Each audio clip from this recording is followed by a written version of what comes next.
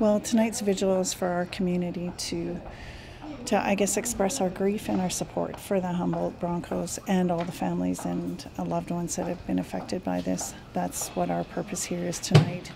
But once we learned of Parker's passing, which we believed that he was getting better on the weekend, or that he was stable condition, and then learned Monday that he was gone, it's an extra thing to grieve for the loss of one of our Thunder family. You know, Parker was such a fine young man. He really nice kid. When you talk to him, he was polite and talked to you, and just hardworking, genuine kid. I know from the players and the team that he was a really great guy in the room. He was an inspiration to his team, hardworking and dedicated.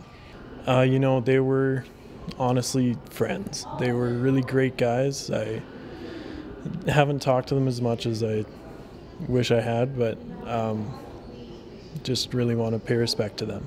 I always remember Smitty, like Tyler he sat right next to me on the bus, and he was just great. He talked the whole time. He'd either be watching a movie or he'd be making jokes with everybody and having a good time on the bus. And Parker was the same. If he was playing, he was in the zone, and he was always ready to go. And I think the biggest thing initially on the weekend, everyone was succumbed to grief, not just for Tyler and Parker, but for all of the players, because we're a similar organization in a similar sized town. We do the same thing that they do, get on the bus and go to other towns to play hockey. It's exactly what we do, so we totally understand the tragedy of it.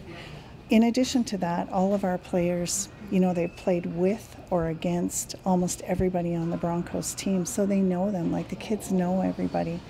But for us as a community, it was important because we're a small town, hockey's a big piece of our town, and there's so many hockey families, and it just has such a tragic impact.